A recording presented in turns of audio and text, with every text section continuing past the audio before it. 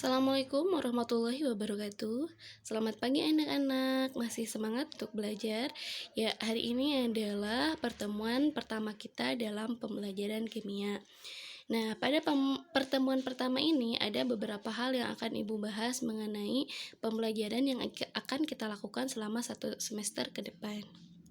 Oke, pembelajaran kimia kelas 11 semester ganjil ya. Ini dibuat sendiri oleh Ibu, nama Ibu perkenalkan Dida Halimah SPD.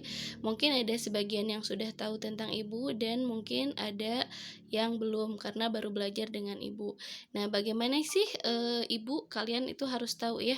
Nah, ini dia Ibu ya. Kalau menurut kalian Ibu cantik, terima kasih. Kalau yang belum berarti harus bilang cantik ya. Oke. Kita lanjutkan. Ya, yang pertama, Ibu akan membahas tentang KD atau kompetensi dasar yang akan kita pelajari. Nah, kompetensi dasar yang akan dipelajari pada pembelajaran semester ini merupakan pembelajaran kurikulum pada masa pandemi. Sehingga yang akan kita pelajari itu hanya beberapa KD dari KD yang umum. Yang pertama itu KD 3.1 sampai KD 3.7. Untuk KD pengetahuan, yang kedua KD 4.1 sampai dengan 4.7 untuk KD keterampilan.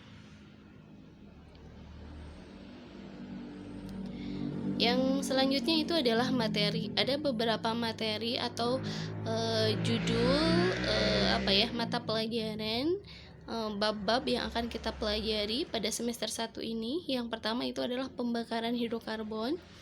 Yang kedua itu adalah entalpi. Entalpi ini tentang energi panas, di mana nanti kita akan mempelajari jenis-jenis energinya, bagaimana reaksinya, kemudian bagaimana proses perhitungan dan sebagainya. Kemudian selanjutnya yang ketiga itu laju reaksi. Nah, di sini kita akan mempelajari kenapa sih suatu reaksi kimia ini cepat, kenapa suatu reaksi kimia ini lambat, apa sih hal-hal yang dapat membantu atau menghambat dalam terjadinya laju reaksi. Kemudian selanjutnya itu adalah reaksi kesetimbangan. Nanti kita akan mempelajari suatu kesetimbangan itu ternyata dia bisa melakukan pergeseran ya. Apakah ke kiri atau ke kanan.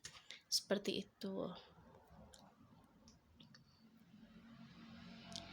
Ya, kemudian selanjutnya itu adalah kegiatan pembelajaran.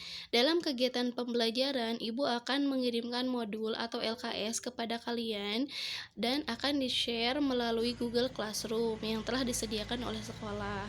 Kemudian selanjutnya kalian dapat mengakses tugas berupa modul, LKS, ataupun video-video pembelajaran yang Ibu buat.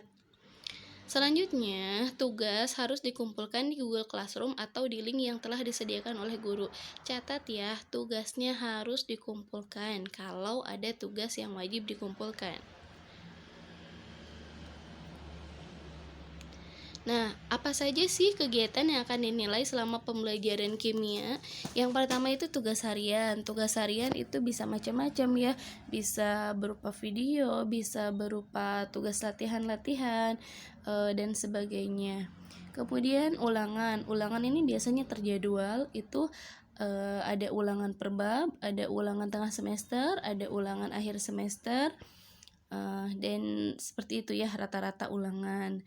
Kemudian selanjutnya itu praktik. Kalau praktik, karena kita sekarang lagi pandemi, biasanya kalau untuk praktik Ibu akan memberikan kalian tugas untuk membuat video praktikum di rumah. Kemudian nanti kalian bisa diupload di YouTube atau bisa langsung dikirim ke Ibu via WhatsApp ya. Nah, kemudian selanjutnya portofolio. Kalau portofolio itu biasanya kumpulan tugas-tugas selama 1 semester.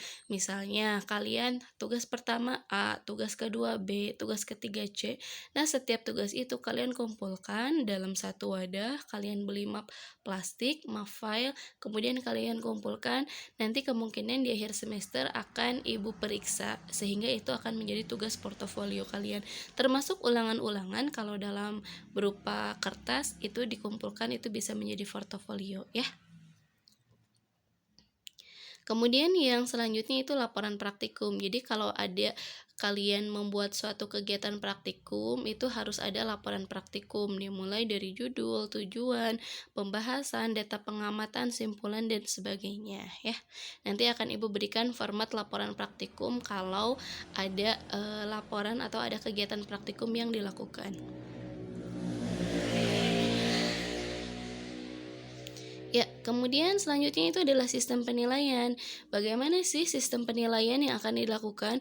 Yang pertama itu adalah penilaian itu 60% dari tugas harian. Makanya tugas harian kalian itu usahakan maksimal ya, atau usahakan tugas hariannya selalu dikumpulkan.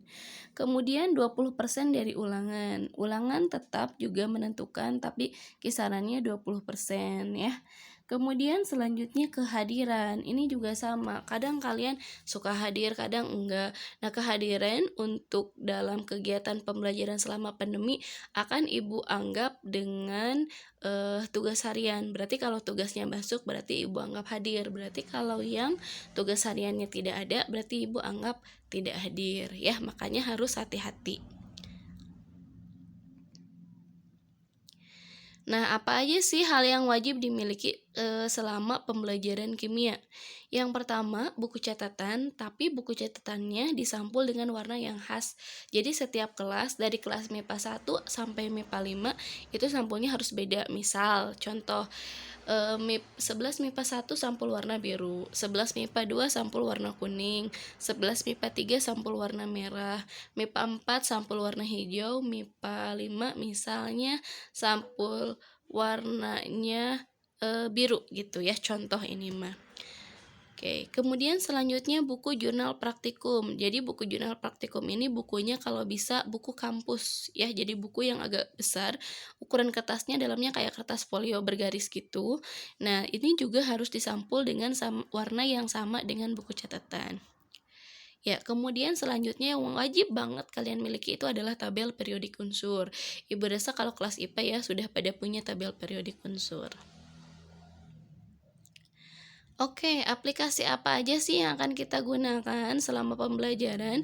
Yang pertama itu Google Classroom, yang kedua itu WhatsApp ya, itu sudah jelas banget. Kemudian selanjutnya YouTube, kalau ada beberapa video praktek yang Ibu link di YouTube. Kemudian selanjutnya itu adalah Zoom Meeting. Jadi aplikasi ini akan harus kalian miliki selama proses pembelajaran. Hal-hal yang harus diingat, apa aja sih hal-hal yang harus diingat? Yang pertama, mengumpulkan tugas tepat waktu. Yang kedua, apabila ada kesulitan, kalian dapat menghubungi nomor di bawah ini khusus nomor tugas. Selanjutnya, tidak ada tugas susulan di akhir pembelajaran mepet ke pembagian rapot seperti waktu semester-semester sebelumnya ya. Ibu harap kalian bisa konsisten. Kemudian apabila ada kesulitan, kalian bisa saling berdiskusi dengan teman sejawat atau bisa menghubungi Ibu pada nomor yang tertera tadi di atas.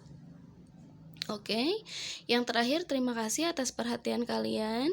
Kemudian semoga kegiatan pembelajaran selama 1 tahun atau selama semester ini bisa lancar dan tidak ada masalah apa-apa. Terima kasih atas perhatiannya.